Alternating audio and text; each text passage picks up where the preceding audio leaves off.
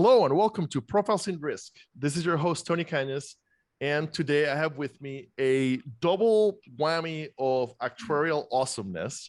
I am pretty sure those words have never been uttered in a row.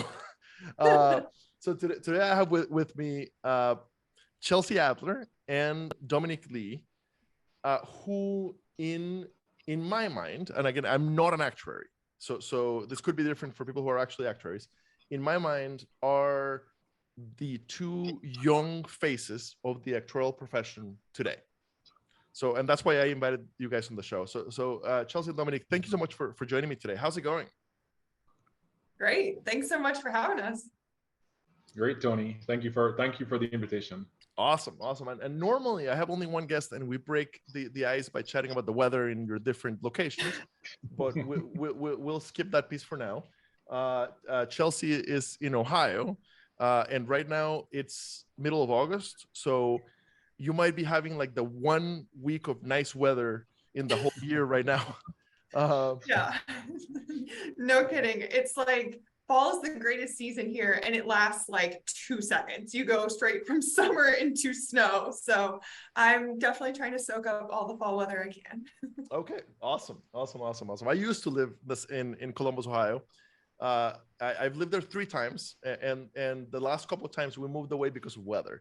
And I think we finally learned the lesson, and we're staying in Atlanta. And we still have family in Columbus, and we have like a strict rule not to visit outside of like June through September, with the exception of Christmas. That's fair.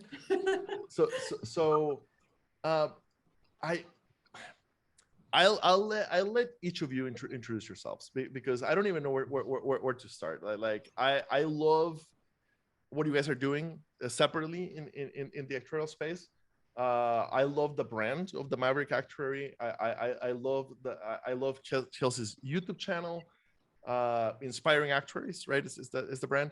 Okay, awesome. So I'll let each of you introduce yourselves. So Chelsea, we'll start with you. Okay. Well, hello. For those who have not met me, my name is Chelsea Adler, and I currently am an actuary at a startup insurance company called Root, based in Columbus, Ohio, as we talked about before.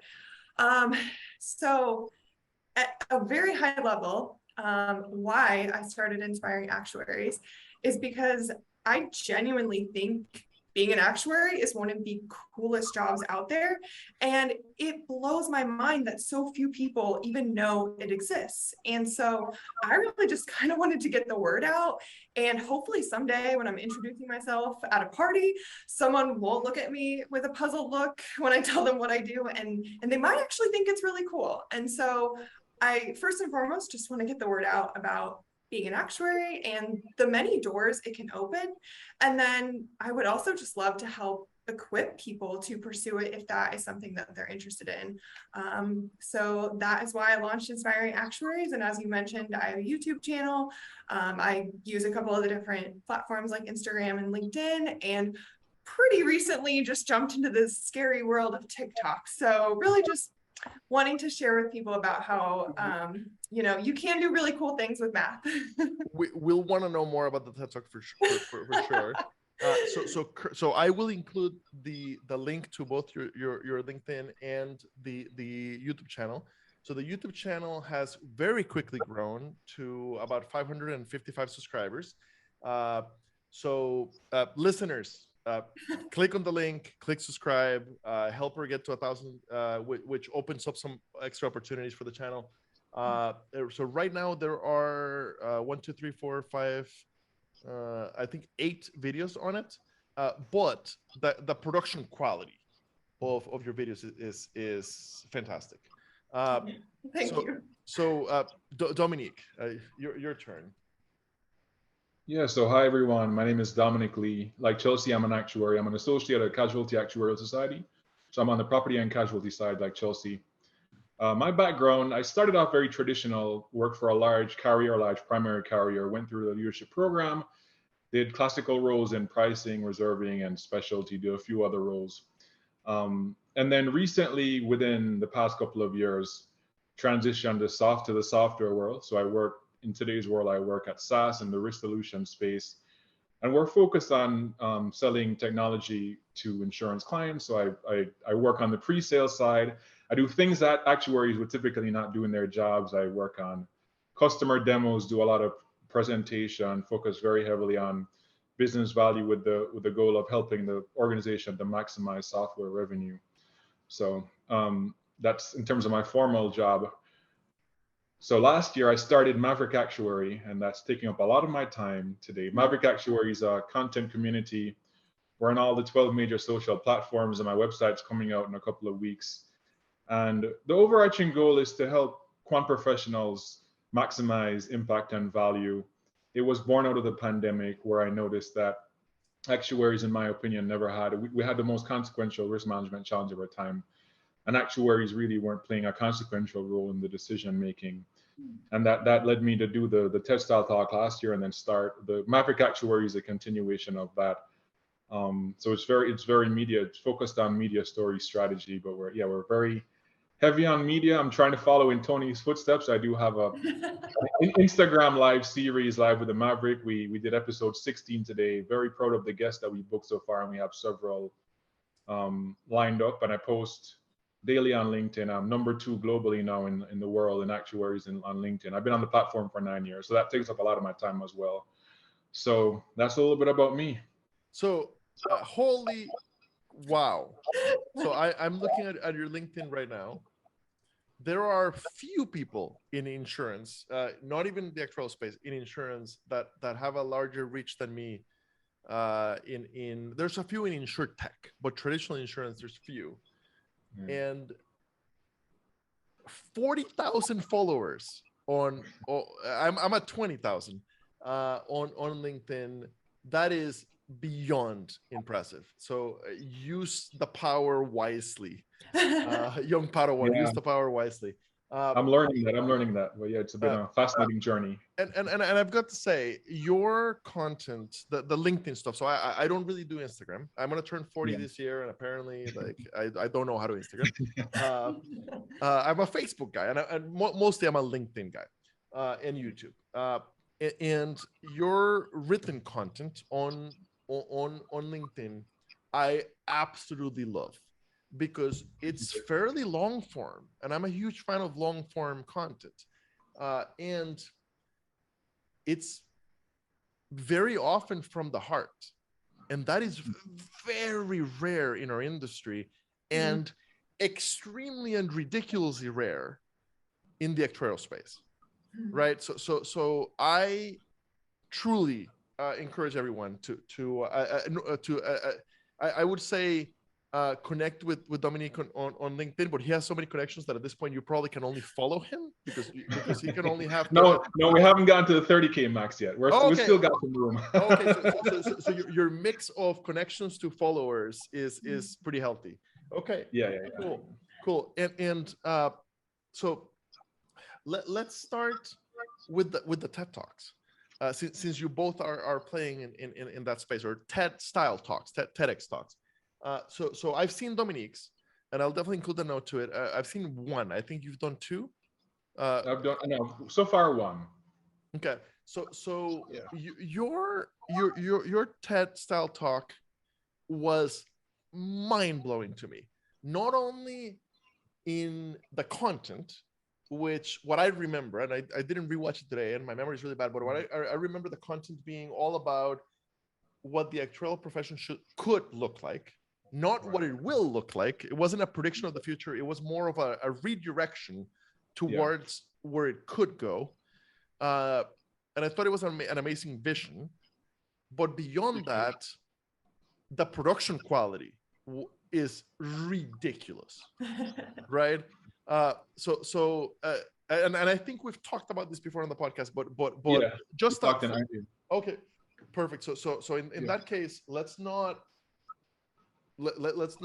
waste limited time on the story of that TED Talk for the listeners or the viewers. It's episode 246. I will include the note in the show notes, so definitely go watch that episode with Dominic. So Chelsea, so you're currently in preparation for a TED Talk, or for a TEDx style talk, or what's the story there? I actually have no idea what really even qualifies as like a TED Talk. I haven't pursued that at all. Okay.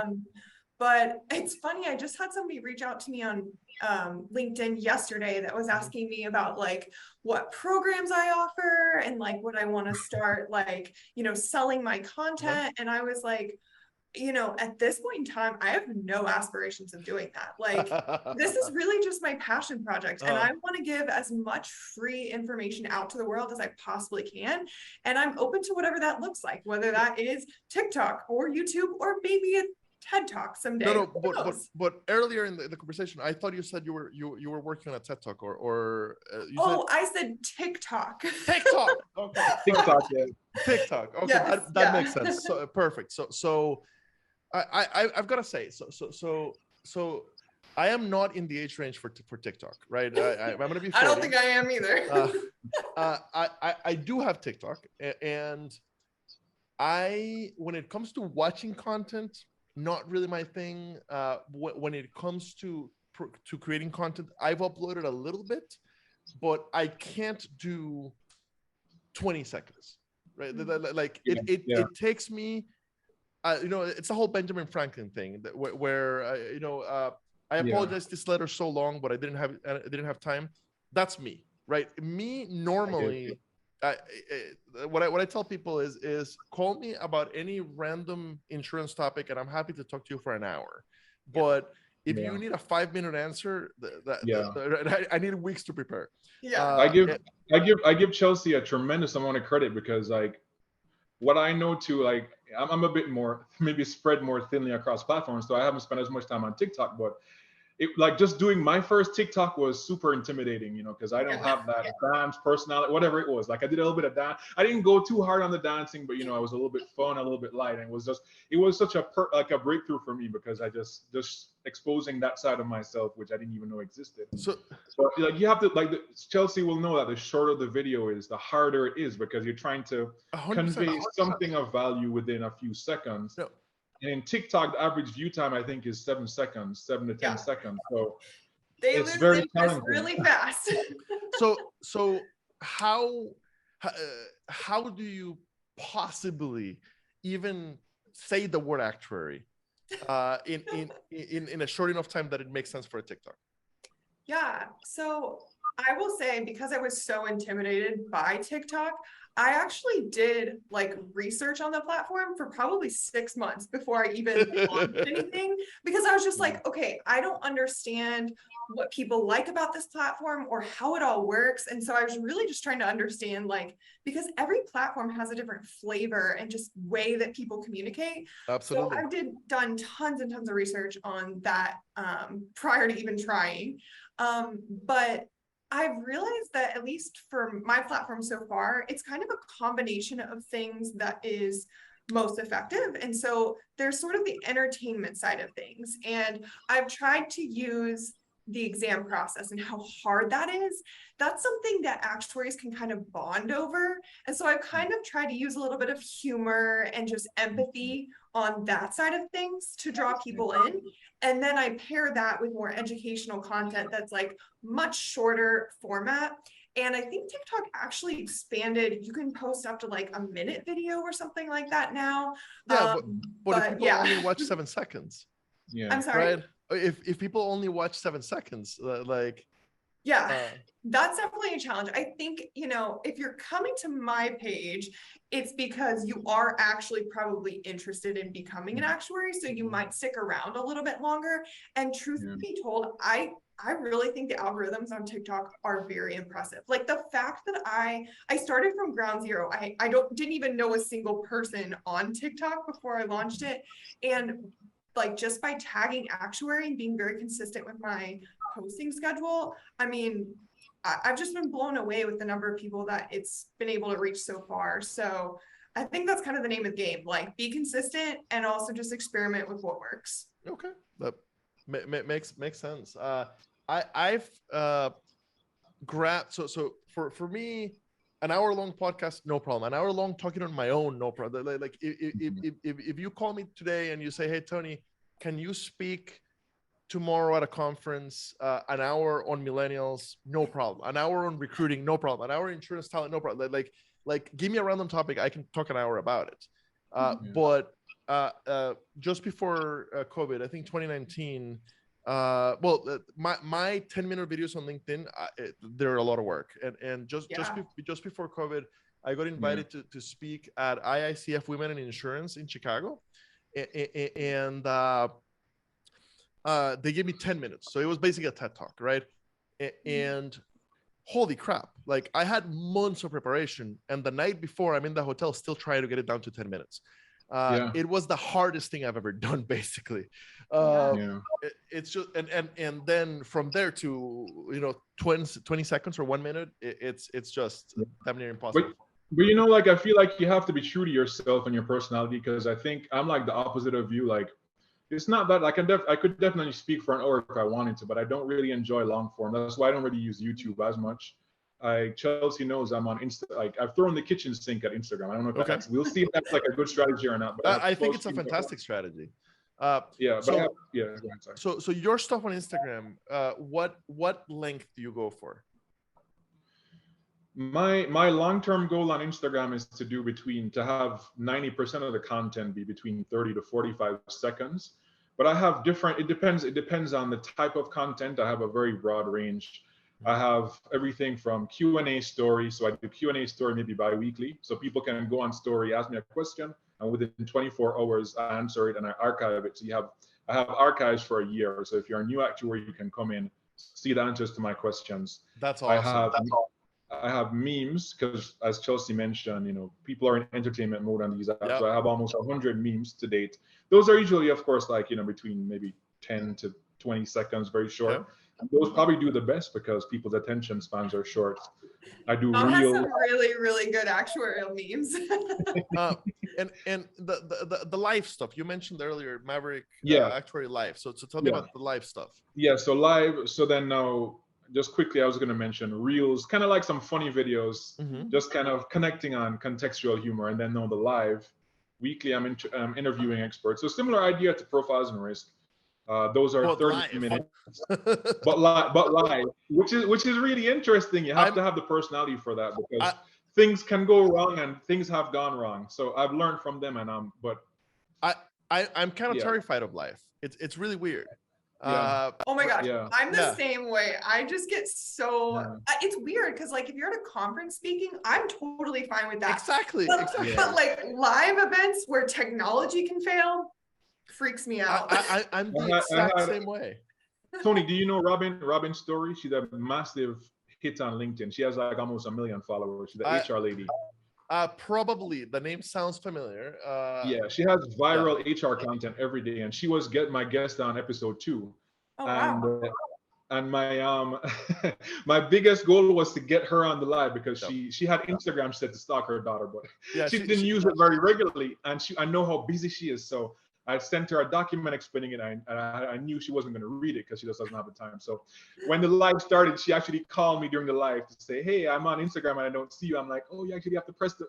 So it was this whole thing. And since then, over time, I've created an instructional document every time there's been errors. Like sometimes people log on from the web version versus the mobile. So I've had a couple of those, maybe in the first 3 or 4 episodes, but we're in a good place now. But to be honest, like I love the thrill of the not knowing, of the unknown. Like maybe I'm just weird, I like that exhilarating feeling. For an actuary, look, for any insurance professional, you're weird. For an actuary, there are simply no words to how much of an outlier you are. Okay, well, that's why it's called Maverick Actuary, right? I have to ask, Dom, would you consider yourself an extrovert? What an extrovert? Yeah. That's a very good question, because on Myers-Briggs I do score as an ISTJ, which is like the most traditional. Okay. An ISTJ in particular, that's the most traditional score for like a regular insurance person. So if you look at my Myers-Briggs, you would think I'm just like a regular behind the scenes actuary.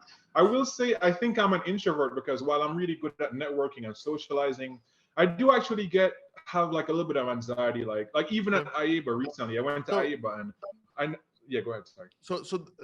Sorry for interrupting, but the definition psychologically of extroverts and introverts. Yeah. It's super simple. Extroverts, when they have the social stuff, they get charged up.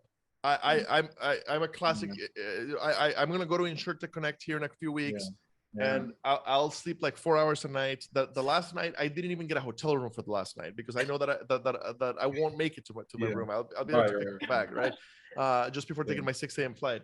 And basically, like in my normal life, I go to bed at 8 p.m.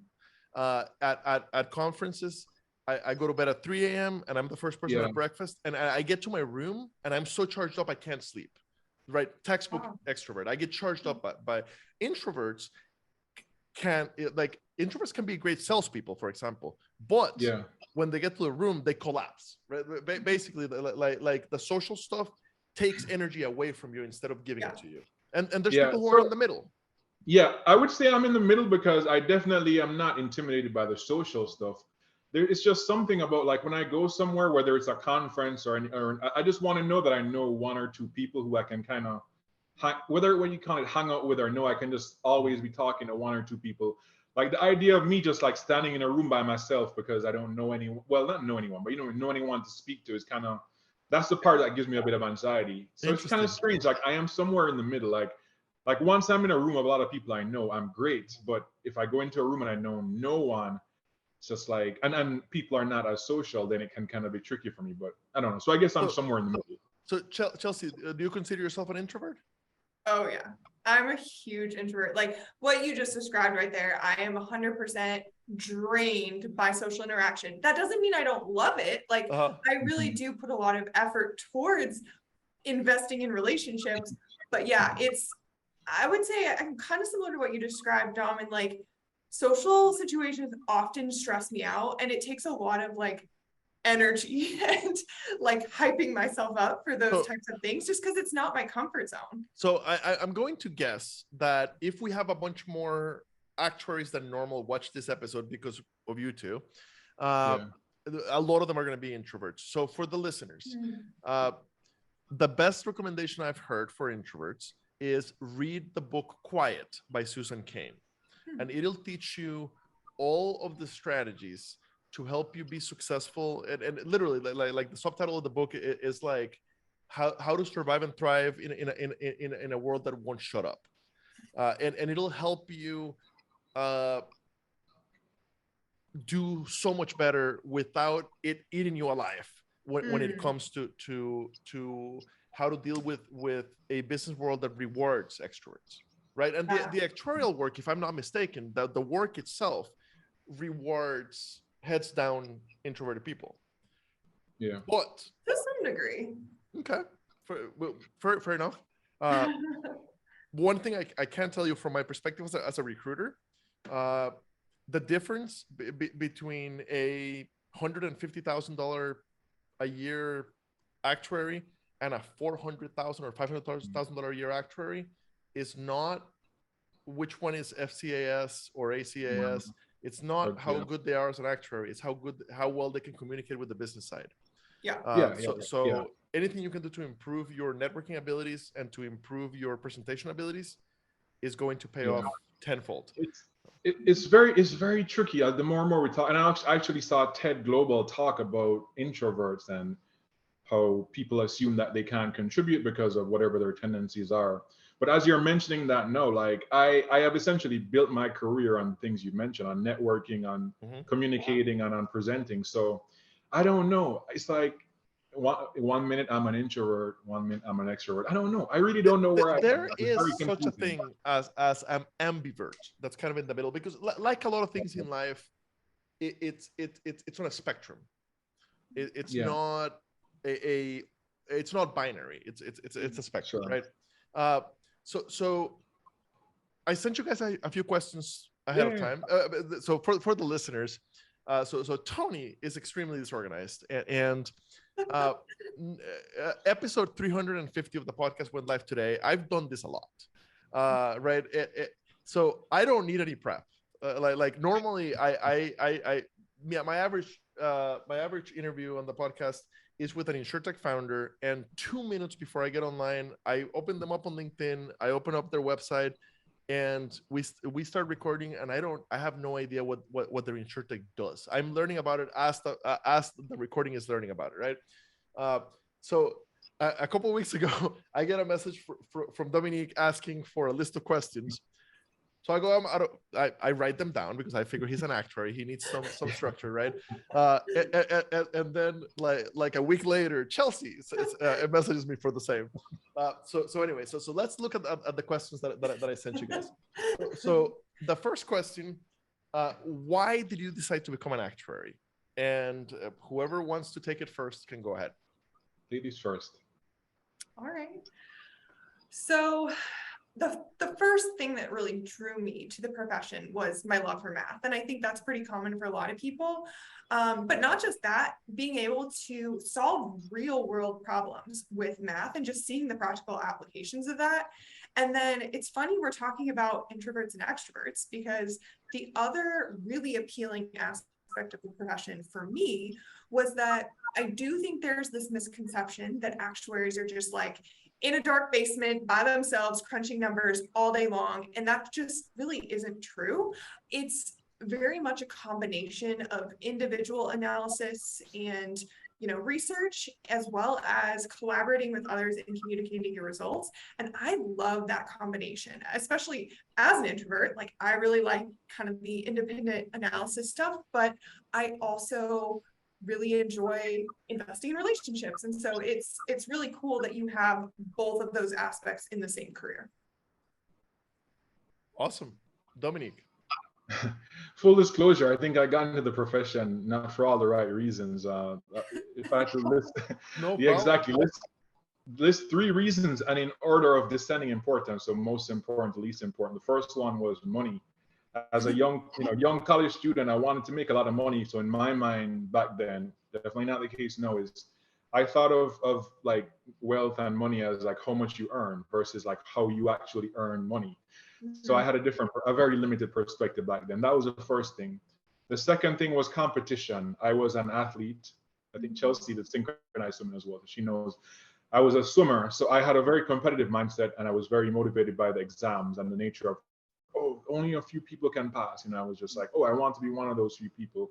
That was the second thing. And then the third thing, which probably should have been the first, is I wanted a way to apply math. I knew I was good at math, but I wanted to apply that in a business context. I always saw myself more as a business person versus an academic. Not to say that that's a negative thing, but for me, always just wanting to find a way to apply it in a more pragmatic, practical setting. And I like the multidisciplinary blend of, the statistics, finance, econ, everything. So it's just very intriguing to me.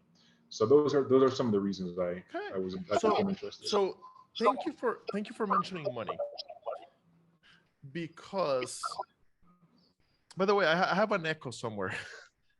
Okay, I think it's gone now. Okay, cool. It's gone. Yeah. The internet was a little slow there. Okay, cool. So thank you for mentioning money.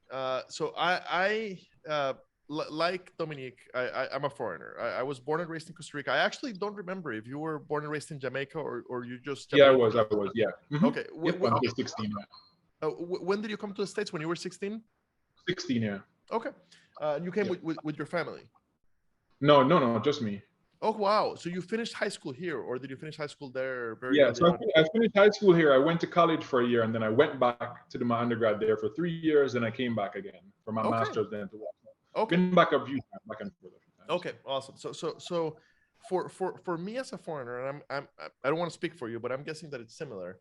In Costa Rica, where I'm from, talking about money and how much you make is not the taboo that it is here in the States. Right, definitely. And I have found that that's the case in most other countries, and I think that is a taboo that we should definitely break, because I was gonna say I try not to get political, but on the podcast I totally do get political. Okay, I'm a total Bernie bro, absolute like democratic socialist, or social democrat. It's a better way to put it. I'm a total social democrat. I'm all about unions and labor, and I truly believe that and again, I'm speaking for myself, not anybody else, not my two guests or anybody else. Yeah. What Maverick is not a political platform, FYI. Exactly. This is not a political platform. But I totally believe that if we don't share data with each other as workers, and ultimately, if you don't own the company, you're a worker, right? Now, Chelsea probably has some equity in Root, right?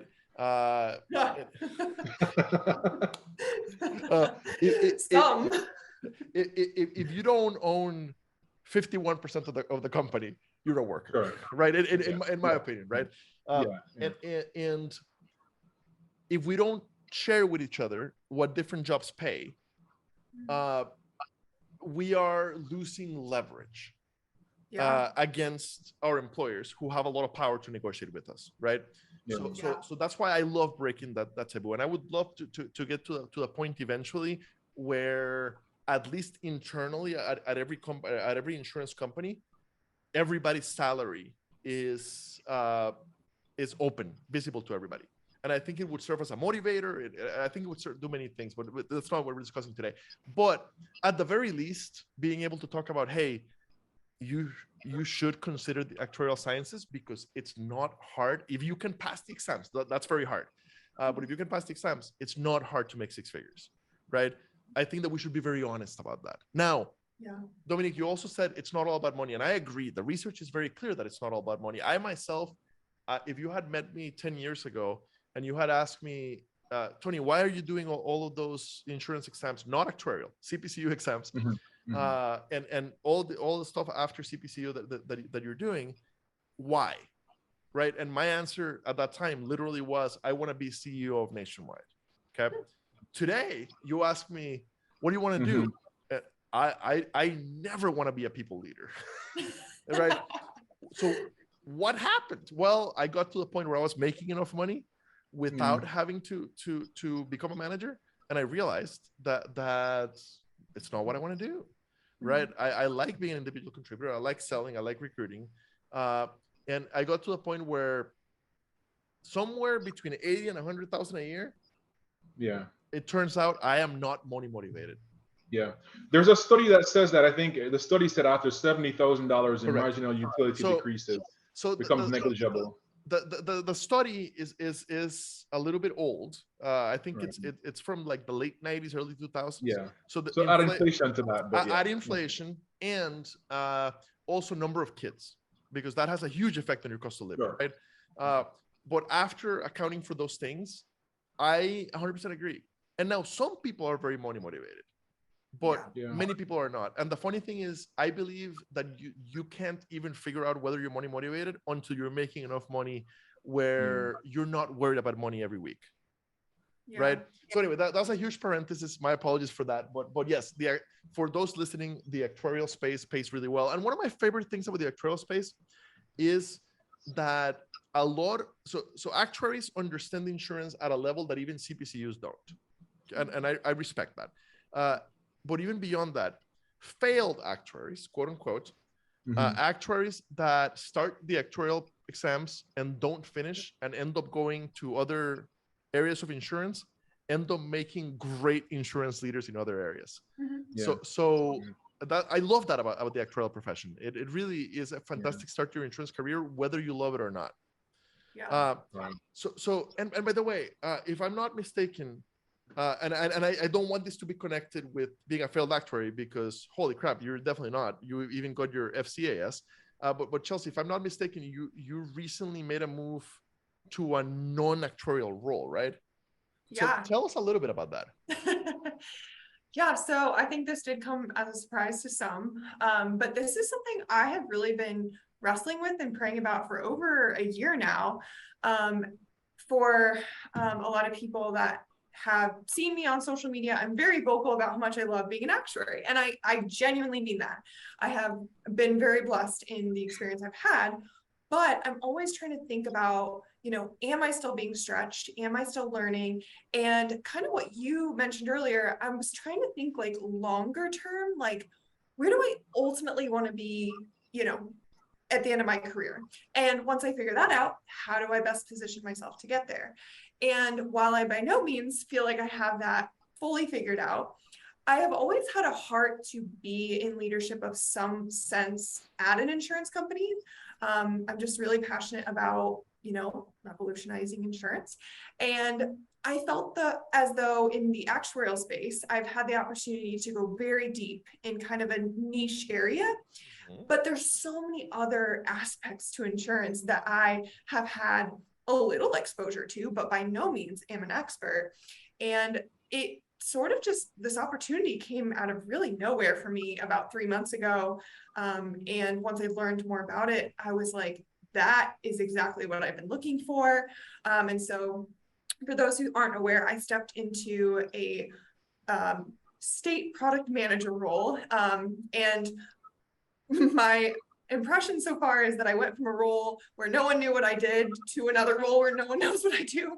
So at a very high level, the way this was described to me is you act as though you're kind of like a mini business owner. So I'm not only making recommendations on the actuarial stuff, but I now get to make decisions on product design and marketing and finance and all the different aspects of the business. And so it's been really exciting to step into. It's still pretty fresh, but I am learning so much. And that was exactly what I was looking for at this stage of my career. It was also a pretty big transition too. You talked about people leadership. I was previously leading a team of like 10 individuals, and now I do not have any direct reports. And so that has been, refreshing and different and bittersweet at the same time. I had an amazing team that I worked with, and I still do interact with them, but in a different way. So yeah, it's been a good change so far.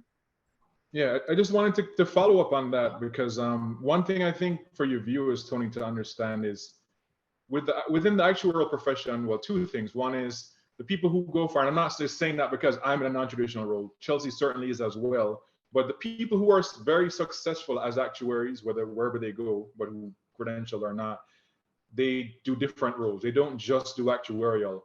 And a reality of the profession, sometimes it works out well for some. It didn't work out for me as well. Is there are a limited amount of like the true leadership roles where you get compensated really well, like the chief actuary roles, the senior VP. So, like people oftentimes, like I certainly just had to be more creative because I know I was being undervalued in the role I was in. And I know I had more to contribute to the profession. So I think people have to find their own way. So when you think of compensation within the actuarial space, I actually answered a question on Q&A on Instagram yesterday. They said, what's something that you think is a selling point for the profession? I said, there's a concept in exam 9, and I'm sorry, Chelsea, if I'm going to give you any nightmares here, but a concept in exam 9 called the Sharpe ratio. It's an investment concept. Essentially, it measures the reward per unit of risk.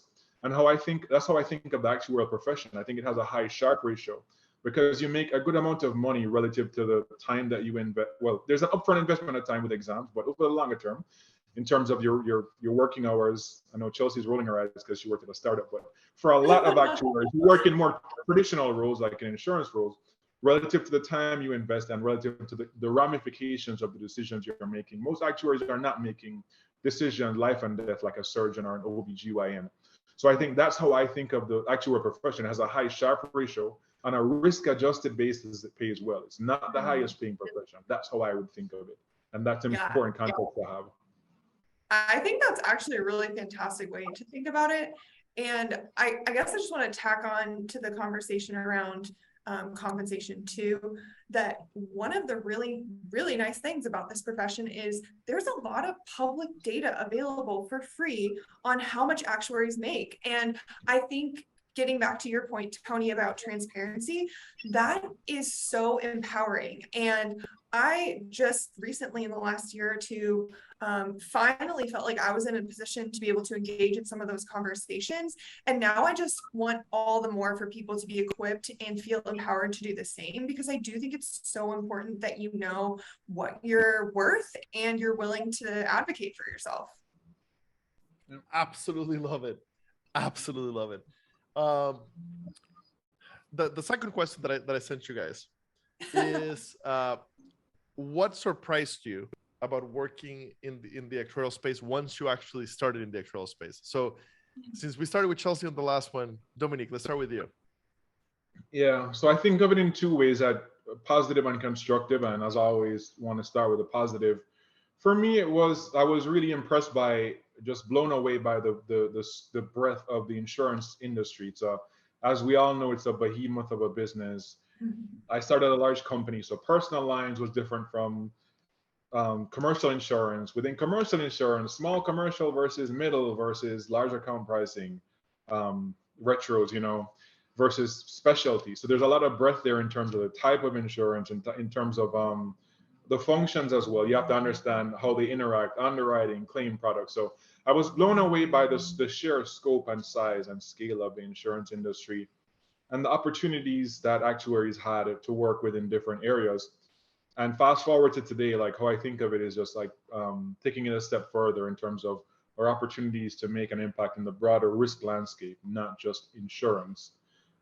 Because as I always say, if insurance didn't exist, there would be risk. But if risk didn't exist, there wouldn't be insurance. So I think of risk first and insurance second. Some actuaries disagree with me on that, but that is fundamental to my philosophy, and I stand by that. Now, in terms of the constructives, I would say that it was more bureaucratic than I thought. I always knew that you had to take exams, and that was something you had to do. But I'll give you an example. Like, it was very bureaucratic at the company I was at. Like, I was on the fast track. My exam career is like a tragedy. But anyhow, the first part of it was actually very good. I came into the company with 4 exams. I passed the 5th one on the first try, and then I was about to be an associate within like my first year or a year and a half. And then I got a 5. And being international, they were going to start my green card. So I think they had started it assuming I was going to pass exam 6. When they saw I got a 5 instead of a 6, they stopped the process. And it didn't continue until 6 years later. Regardless of how well I did in my job, I had a bad rotation in between, but I did have like more good years and bad years for sure. But that blew me away. Like, when you think of like how the promotion decisions were made, I would say it was more, the promotions and the reward, they were less based on the value added, and it was more based on perception of value based on the credentials. So that to me was a disappointing part. I still hold that view today, and that's one of the reasons I probably left the traditional space, because I know once I had an A in front of my name versus an F, my opportunities were limited, regardless of the value I was adding and problems I was solving. So I just had to leave because of that. So that was disappointing, but that's something I noticed. Thank you for sharing that. That goes exactly to what I was saying earlier about your LinkedIn posts feeling like they're from the heart. We need so much more of that in our industry. Thank you so much for sharing that. No problem. Chelsea, what surprised you about the profession once you actually started? Yeah, I think that the main thing that surprised me right out of the gate is just how gray everything is. At a young age, you're taught that math is black and white, like 1 + 1 is 2. And so initially, that's what drew me to math. I was like, oh, I can know for sure that I'm right about something. And while math is very concrete, the real business world is often not. And I remember hearing this phrase like, use your judgment so many times when I first started my career. And I'm like, what does that even mean? Like, I don't know anything. I don't have any judgment.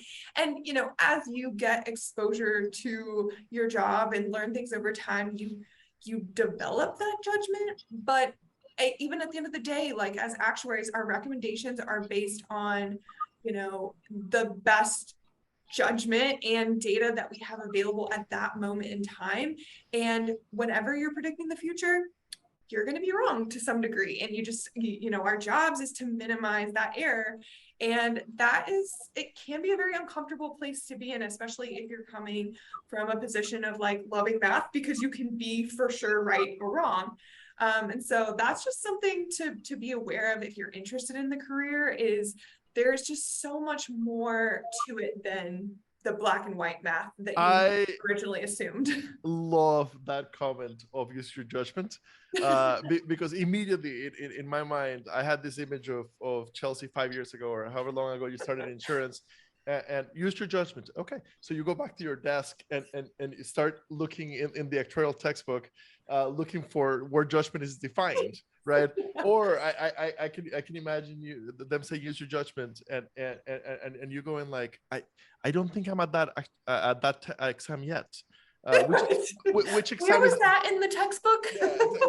which exam covers this particular formula or this particular I don't know how to put it, this particular tool set from the actuarial profession. Yeah. That really made my day. Okay, so we're running out of time, and unfortunately I do have something else coming up, and you guys probably do also. We won't have time today to get to the last question that I sent you guys, which was, how do you see the actuarial space changing going forward? And one of the reasons that I'm not going into it right now is because I think that deserves more. So basically, I'd love to have you guys back. It might be 6 months before we figure out schedules, but I'd love to have you guys back. Yeah. And basically, I'd love to go question 3. How do you see the actuarial space changing going forward? And I will add question 4, which is, how would you like to see the actuarial space changing going forward, right? I'm glad that you said that, because like when I read the question, I said, well, there's 2 answers for this. There's what do I think will happen, what do I hope will happen. I have no doubt that we can spend 30 to 40 minutes on that one, or more. So anyway, thank you both for your time today. This has been even more fun than I thought it would be. So thank you so much, and stay on after I hit stop recording for a quick debrief. Sounds great. And me and Chelsea, I don't know if I can plug this, Chelsea. We're going to be on a panel for the CAS meeting. So yeah, the duo of Dom and Chelsea will be back soon. So is that CAS annual or what? And where and when is CAS annual this year? It's in Minneapolis. I think it's the 6th. November the 6th and 9th, I think. 6th through the 9th November. And do you know the date of your panel? No, they haven't determined that yet. Okay, beautiful. You heard it here first, people. Thank you so much, and good job mentioning that. Thank you. Thanks, Tony.